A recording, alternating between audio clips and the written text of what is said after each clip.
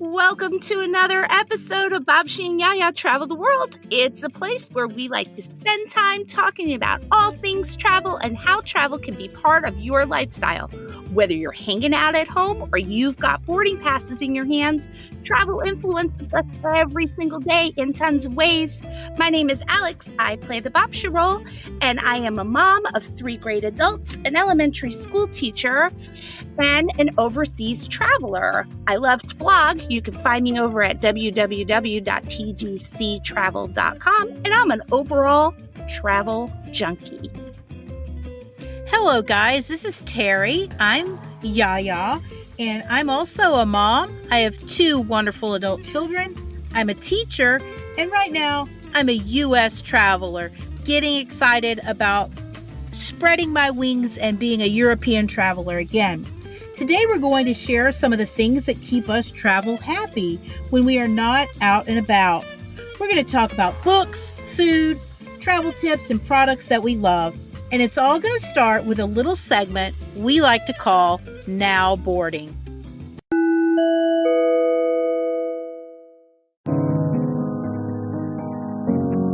We're so glad you're able to join us today on the Babcia and Yia Yia Travel the World podcast. Today we're talking all things passports. Such an important part of getting yourself ready for every kind of trip that you take. So in Now Boarding today, I'd like to start with a global book pick, Terri. Okay.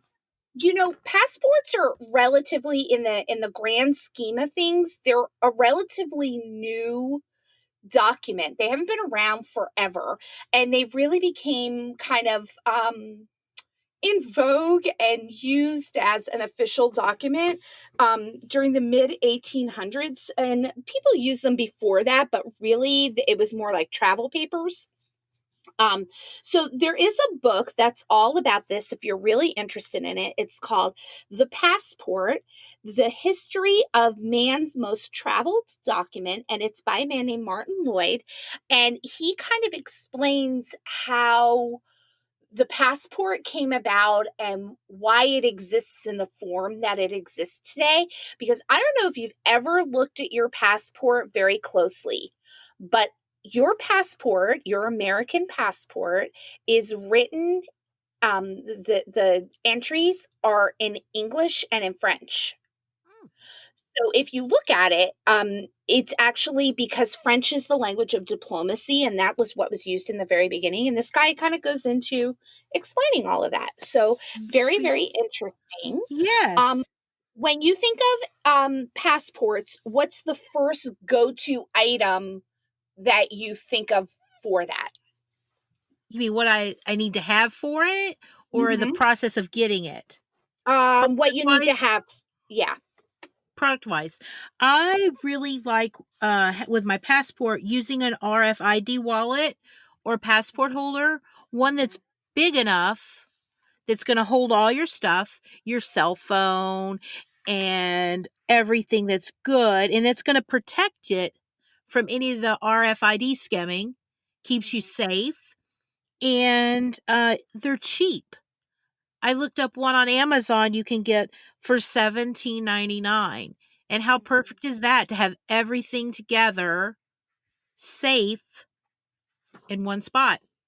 I agree with you. And if they sell them in different sizes, and we've linked to one in the show notes that fits your passport, your boarding tickets, your basic credit cards, but also your iPhone. And we've talked about iPhone safety before, but if you can zip all those things up inside that kind of one little envelope sized pouch with that RFID protection, how much easier is that to kind of carry around with you? And they come, the one that that we featured in the links is a bit travel luggagey. It kind of matches that. But there are some really quite cute ones that kind of double as like a clutch, which means that you're not investing the money in like an RFID purse Right. or, or like a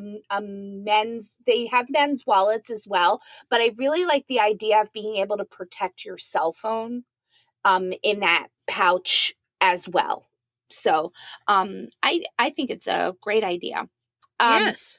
any any travel tips when it comes to um, using your passport? What's the biggest thing that you would say besides an RFID wallet? Well, the thing I think you need to think about is when you're dealing with your passport, whether you need to go ahead and get global entry Mm-hmm. or maybe TSA pre-check Mm-hmm. if it's going to be really cost effective for you. Mm-hmm. Because if you think about it, and I was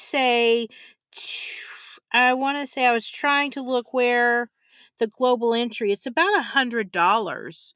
And Mm-hmm. it's pretty, you have to be interviewed, you have to have a thorough background. And I think you have more experience with having global entry versus not having global entry. You have a I couple do. stories to share on that. Yeah, definitely. I will tell you, I think that the global entry phenomenon, and there's global entry is one of many ways to kind of get around and get through airports kind of quickly. Global entry has to do with customs, and it is not the same as TSA pre-check, although Right. your TSA pre-check will come with global entry. I personally, and as much as I travel, I don't think that spending the money on that saves me any amount of time. Um, so I put it to the test. I was like, am I really missing out? Am I missing the point here? And I was in Atlanta. We were coming back from, I don't know where I was, but again, I was with my mother because that's who I travel with so much. Um, and I used an app that I want to talk about called Mobile Passport, that's through customs. And my mother has a global entry card. So we were there at customs, and when you kind of get off the plane, you make your way through a few corridors, and you wind up having to choose between one of four lines. And the first two are the classics. I'm a citizen of the United States. I'm not a citizen of the United States. And that's where 90% of the people go. The last two choices are global entry or mobile passport. So I went with Mobile Passport, which is an app you use on your phone to clear customs, which is free through customs through the government. Okay. And my mother used her global entry card. And in one of the busiest international airports in the United States, I walked out at the exact same time my mother walked out of global entry. So I don't know that global entry saves you really anything in the end. Gotcha. When it comes to checking back through, I think it's a great database for the government to have, but you're paying to put your name on a database when I can Right. go right through Mobile Passport and it's free. I don't know. Yeah. And not too many people are kind of latching onto the Mobile Passport choice, which means as more and more people buy global entry, it will become longer and longer to go through it because they're not going to change the systems, especially now with And I everything find going that on. too with the TSA pre-check, because you can buy that, you can get that outside of getting the global entry, which I think is like $85 a year. And Right. I tell you, I've been to airports. My daughter has the pre-check. I do not. Mhm. And there's times I've gone through and been finished before she is. Actually, there's a great app called by TSA, and the name of Yes. it, I'm going to look it up on my phone right now. The name of it is My TSA. And my TSA tells you exactly how long the regular line is for the time of day you are going to a specific airport. So if I am going to catch a 9 o'clock flight from Dulles, I can look and see that the 7:30 TSA line is approximately no more, it says no more than 15 minutes long. So I know that I need to block out 15 minutes for that, and I'm kind of good to go. So I think that there are ways to deal with what's out there without paying. Oh, yes. And I do think that the times they show are pretty accurate, your wait times. I've never had them be off in any way. And Right. they definitely, I think they streamlined the process with that app just as well as buying into the pre-check. Now, there are certain airports where I would tell you pre-check is probably worth it. If you fly out of JFK twice a week, you're probably worth getting the pre-check. Yeah. But I think that they're few and far in between considering. Now, I will tell you that I did find a show. I was trying to think of how we would finish off this particular now boarding segment. And I was like, what kind of travel binge is out there? And I did find one show that kind of fits the theme for today. It's called No Passport Required. It's on PBS. It has a chef and he travels around the country looking at international food in the major cities. So LA and DC and New Orleans and Chicago. And he kind of moves around. He was in Boston once. And without a passport, you can kind of get a little edge of the international cuisine that was out there. So I thought that kind of fit our thing. Yeah, that's a good pick. Yeah. What about you? Any other last minute now boarding picks? I have not. Trying to think. Oh, I got it. One thing that you pointed out that everyone needs to remember, you're loading up on the plane, you're getting on the plane, you're putting all your stuff up. Where do you not want to put your passport? In the airplane seat pocket, because I've done it and it is a nightmare.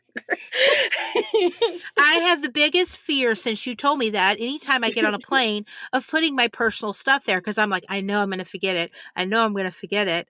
So, rule of thumb, I don't put anything in the front pouch Oh because my I'll gosh. forget it. Okay, I'll put my water and that's about it. Well, I will tell you, I was flying with my mother from Livingstone, Africa to Athens, Greece, which is not necessarily a luxury experience. We had to fly from Livingstone to Lusaka, pick up luggage at Lusaka, meet some people, pick up the remainder of our luggage. And then we had to make our way to Dubai. And then from Dubai to Athens, where we were meeting the car that was going to take us into town. And when we got to Dubai, I was a little put off by the fact that we were walking stairs to get down, and my mother has a bad foot. So I was preparing my mother for this foot thing that we were going to have to deal with and making sure she was okay. And do you have your passport, Mom? And is everything all settled? And in the chaos of me switching gears from just kind of getting off on a ramp compared to getting on the stairs and, making sure everything was good, I left my passport there. Thankfully, I realized that I had done it when I got to the bottom of the stairs, and they kind of just called up to the plane, and as one of the attendants came out, she kind of handed it down the stairs, thankfully. But that can be, it's such a nightmare to think of. Yeah. One last thing as we wrap up our now boarding section. If you are using your passport a lot and you're looking to kind of keep track of the countries that you've visited around the world, there is an app called Visited. It's free. There's no in-app purchases. And it's literally just a world map where you can keep track of where you've been and where you want to go. So super, super easy to use. And I like it. Just kind of keeps me up to date on what I've done and how much of the world that I've seen, and gives me a little inspiration for that. So I do like that one. It's the Babcia and Yia Yia Travel the World podcast. It's me, Alex, with my best friend Terri, and we're talking all about passports today. Did you know that only 25% of citizens in the United States own a passport? We're a little surprised by that, and we want you to know how you can get your own. So let's talk about the application process for getting one, Terri. Okay. I think it's a really easy process. First thing I started out doing is I went ahead and got all the paperwork ahead of time so I could have it all filled out. I made my appointment at my postal office that does passports, went to Walgreens, had my picture taken, and showed up at the post office. It was easy peasy. The one thing that you need to know, though, is that your application fee cannot be paid with credit card. It has to be with a check, personal check, cashier's check. But your service fee that they charge, the acceptance fee, can be paid with your credit or debit card. So that's a big thing to keep in mind when you go. Have everything ready, because if you don't, you're going to have to make another appointment. That's true. And so let's just rewind a second. Because passports are issued through the State Department, so it's a federal document, and the best way to get them is to go online, get the application and everything kind of settled and all your paperwork together, like Terri said, and then you make an appointment at a post office because they will directly send everything in for you. Here's why going to a post office is so helpful. You're going to have to hand over your original birth certificate. It is what it is. This is the way the system works. And when you hand that over, you want to make sure you're putting it into a professional's hands and that there are not going to be any mistakes. So before your stuff gets sent off to the post office, you're going to be able to ensure from the post office, you're going to be able to ensure that everything is correct. Yes, and you will get your birth certificate back separately from your passport. So don't worry, it does come back. It does. And it gets mailed right to your house, no problems. And you actually probably get your birth certificate before you get your passport. They usually show up ahead of time. So you know when you get that birth certificate back that your passport is probably like a few days, a week away. So that's definitely worth it. Now, there are some things that you need to know about the documentation, and they have to do with the Real ID Act that goes into full effect, we think, probably October 2021. It may be delayed a little because of the whole COVID thing, but right now that's what we're looking at. And that's all the stuff that you've been getting about getting a star on your driver's license so that it complies with the Real ID Act. So we do know that that exists, and your passport definitely is considered a valid form of travel documentation, and therefore, in accordance with the Real ID Act, and therefore you need to make sure that what you send in to them meets those requirements. And I know, Terri, you just renewed your passport after many years of it being expired. You did this past fall, right? So tell us what happened. Well, I went in and we wanted to expedite it, which right now they're not doing the expediting, but it's $145. We paid the extra, so no problem. We gave all the documentation. My husband shows up. I'm like, well, mine's going to be here tomorrow. Well, it never showed up. Well, the birth certificate they sent in that I had from Dallas, Texas, was on a half piece of paper. You have the choice of doing a full page or a half page. I've always had the half page birth certificate as long as I can remember. Well, when I did my application, they did not inform me that my birth certificate was not the full paper, and that's what they require. So I had to scramble, get in touch with the county in Dallas, Texas, to get a birth certificate. And that's not an easy process or a quick process. So make sure you have all the correct documentation, and the birth certificates have to be on the full form. have to be the full page of paper. Because had planned to go into Canada over Christmas, but I couldn't get it back in time. But once they got my birth certificate, I had it within a week. I mean, it was quick.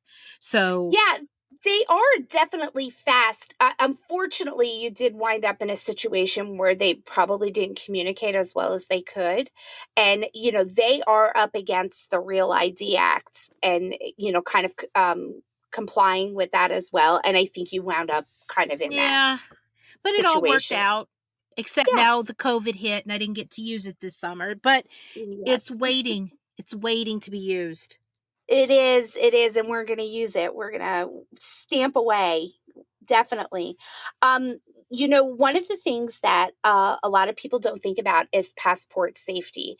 And I think we could not do this show without really talking about the fact that while your name is on your passport, you do not own your passport.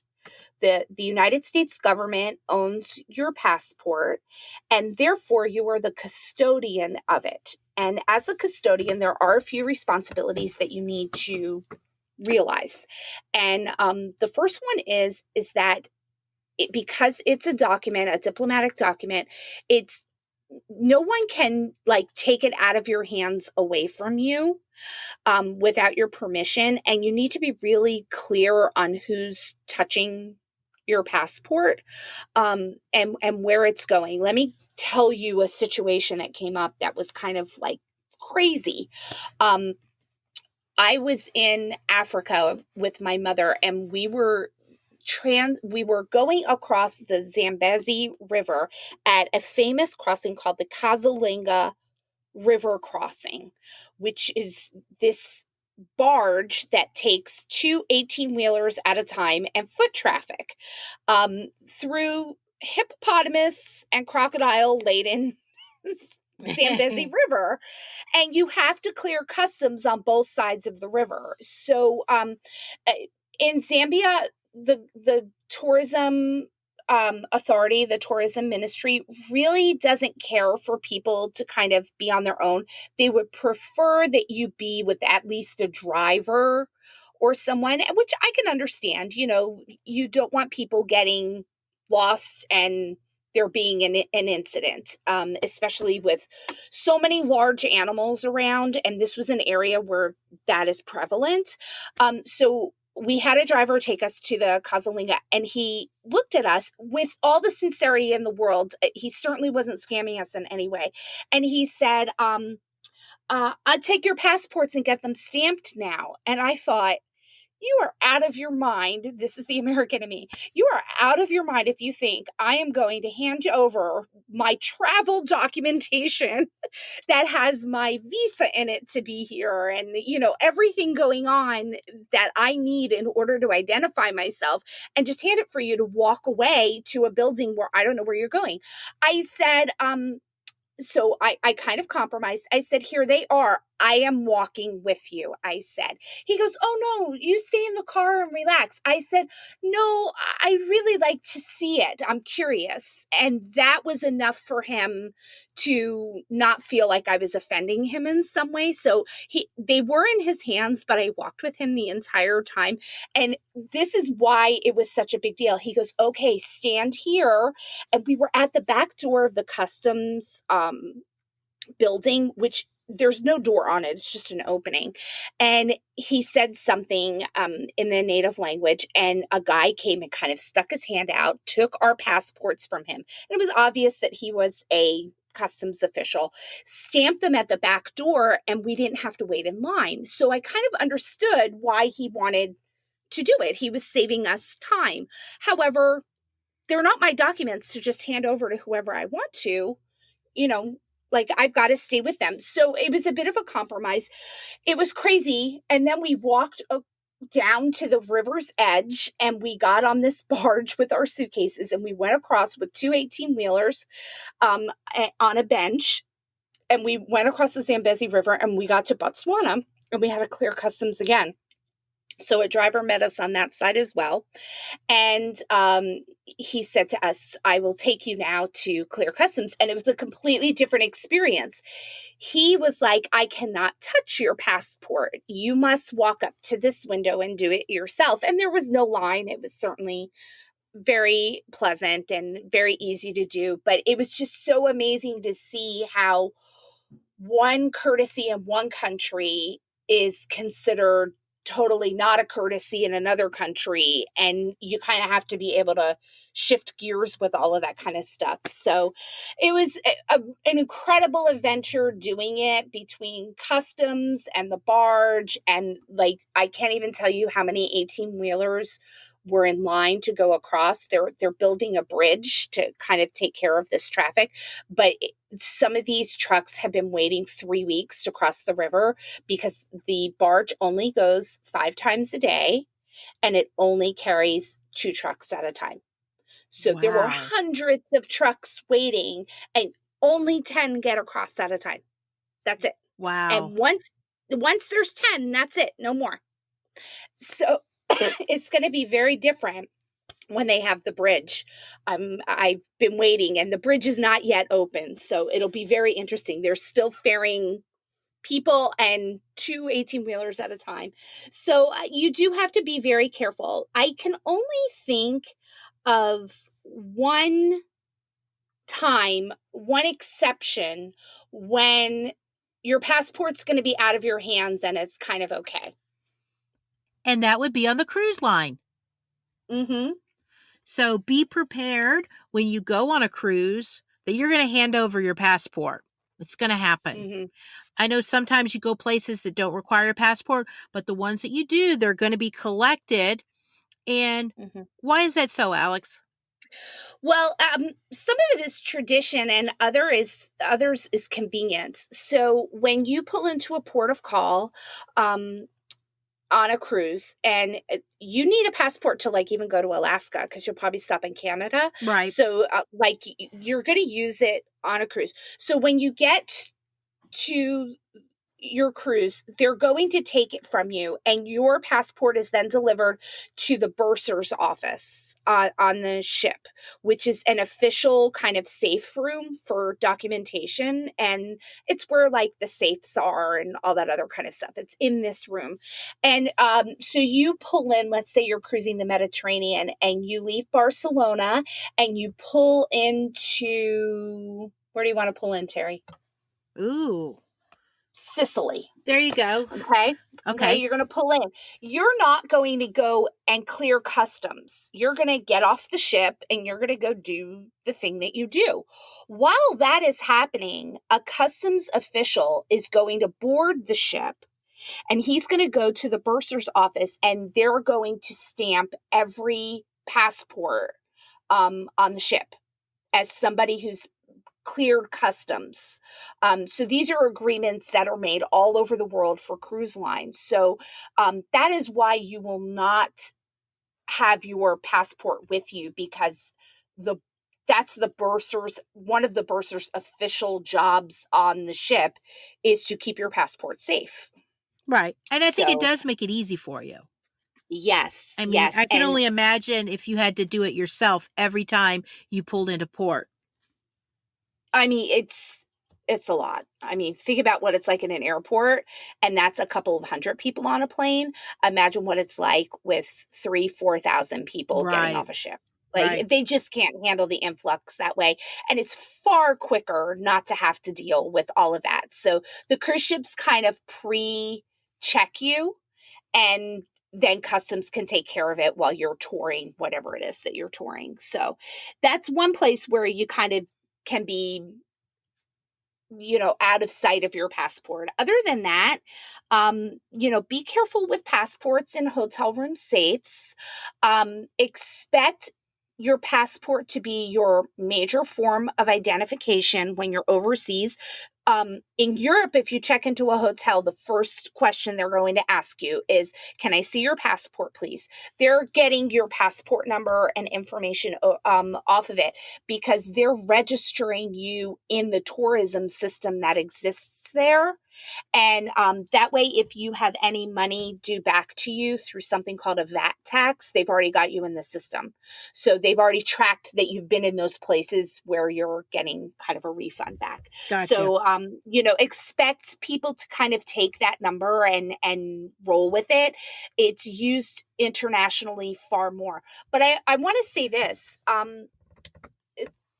I use my passport to travel within the United States as well. Okay. Yeah, it is a federal form of identification. There is absolutely no reason to feel like you have to hand over your driver's license or anything else. It's actually sometimes quite quicker to use your passport to travel even domestically because the airlines are so used to dealing with them. And they will kind of get you in and out no less quicker or slower than any other form of identification. So if you feel like you're not conforming to the Real ID Act in some way, but you have a passport, that works just as well. And I know there's 2 states that are going to have an issue where they're not going to be able to fly with their state license. So I don't know who you are. I feel like one of them is South Dakota, though. So those are definitely things to think about. I think one of the things people need to remember is that keep an eye on when your passport is going to expire, because when you hit that 90-day mark, you're really not going to be able to use your passport. Yeah. Especially, traveling internationally. And it is as good as expired at the 90-day mark. In all honesty, you need to have it renewed and ready to go before that mark. You will not get a cruise line to accept a passport with less than 90 days left. Pretty much everybody will. They just won't accept it. As a matter of fact, you'll probably see that caveat a lot in tour groups and things like that. Like, you must have a passport that has more than 90 days on the books, because some countries won't let you in past their customs if you don't have 90 days. And I feel like, correct me if I'm wrong, listeners, I feel like Turkey is one of them, where you can't go to that country if you don't have at least 90 days left on your passport, because that's how long the visa is. Yeah, so keep an to eye stay on there. that. Keep an eye on that. Definitely, because that could kind of wreck your plans in a way that you never expected. I do have one more situation where you may not realize that a passport is so incredibly difficult, because you were talking about your birth certificate before. True. I have family members who were in Greece, and they were flying back via Munich, back to the States. They had been over for Greek Easter, and they were enjoying their time there. And my cousin Margie wound up having heart issues while she was on the plane, and it wound up being quite traumatic. They had to kind of rush her off, and she wound up in a coma in the hospital, like, just really difficult. So her next of kin is her sister, and her sister had never had a passport, and she kind of needed to get to Munich rather quickly. And what do you do? There is a way to get an emergency passport issued to you. You will still need the same documentation, but you can drive to certain centers. And I know, like, there's one in New York City at the UN.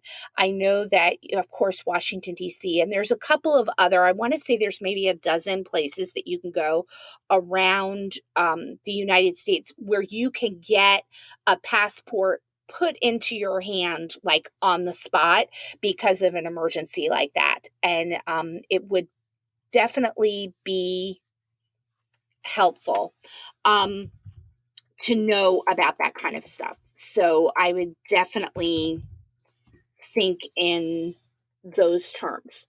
Any last thoughts on passports? Well, the only last thought I have is when you're going to apply and get your passport, you're just going to need to decide, do you need the regular old blue cover passport? Do you want Hmm. to get the book? Do you want to get a passport card? Or do you want to be Hmm. that overzealous traveler and get the double book? So you just need to find out what's going to fit your need and make the Hmm. decision. I mean, you can get the passport book and the card. They don't give you a price break. It's still going to cost the Hmm. same. You can get Yeah. both. So you just needs to really decide what's going to fit your need. Yeah, and I think if you're a business traveler, the card might be the way for you to go. Like if you're going to the same city all the time on business, the card might be a really great choice for you.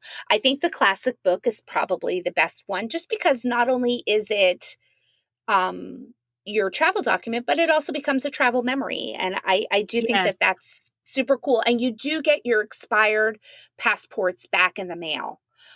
They kind of put some holes in it in a certain pattern, and then um, you get them, you get it back. So you get to keep that, which I think Memories. is something we should know. For a double book, if you're somebody getting ready to like backpack around the world or you're going to become a digital nomad, that is you for sure. Um, the last thing that we want to talk about, and this really doesn't affect too many people, but it is important. If you have a government issued passport, it may have a red cover, it may have a blue cover. Please be sure to get your own passport. You can have two. You don't need to tell everybody that you have a government issued passport for your job because you're a federal employee. So we have a lot of people that definitely listen that fall into that category, and we want to let you know about that.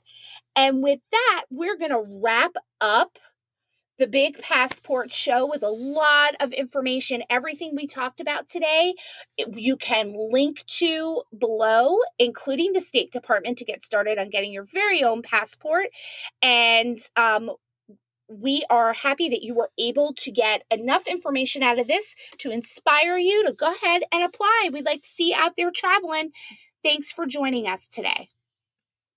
The travel industry has taken quite a blow from several global issues, including the war in Ukraine, the COVID-19 crisis, and inflation, that makes it hard for people to get out into the world like they want to. At this point, leading experts are predicting that it is going to take up to 3 years for the travel industry to bounce back to full force. One way that you can help is, is to like and subscribe to 10 microbloggers. Start with us. You can like and subscribe to our podcast and our website so that you can tell the travel industry that people are still interested in travel. So, Terry, how can listeners get a hold of us? We'd like to hear from you. Contact us at babcianyaya@gmail.com with your questions, suggestions, favorite travel tips, products, and travel trends so that we can share your ideas in the future. You can find us on TikTok, Instagram, Facebook, Twitter, Pinterest, and LinkedIn. Here you go, guys. Babci and Yaya. BABCIA and YIA. Babcianyaya.com is the home base for everything that we love about travel.